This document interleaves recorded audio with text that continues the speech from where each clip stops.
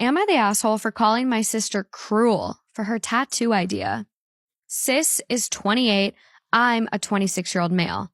My sister, N, has always had a strained relationship with our parents, especially my mom.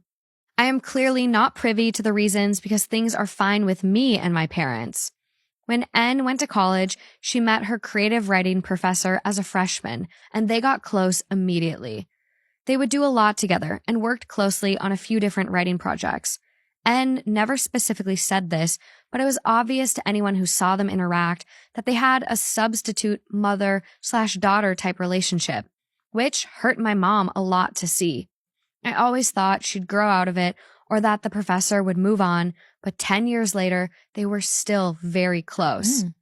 About a month ago, the professor died unexpectedly, and it devastated N.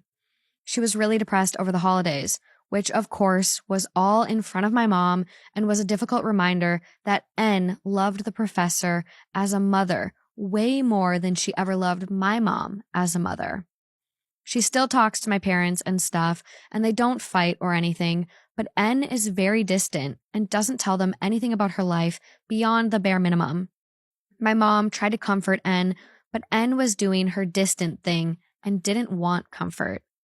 Something unfortunate that happened to N is that when she got the call that she died, she was brewing tea, and in the shock of the news, she spilled the boiling water on her arm, which burned her kind of badly on her wrist. I think the burn was like on the borderline of second and third degree and definitely still looked pretty rough during the holidays. N said it was especially hard because in addition to the physical pain, every time she looks at it, she is reminded of the moment she found out that the professor died, which I totally get. Yeah. I was on FaceTime with N, and she said that she talked about it to her tattoo artist friend, who said that the burn should be able to heal well enough to get a tattoo over it. And then excitedly told me about her idea, which is a type of flower that the professor gave her as a bouquet for her undergraduate graduation.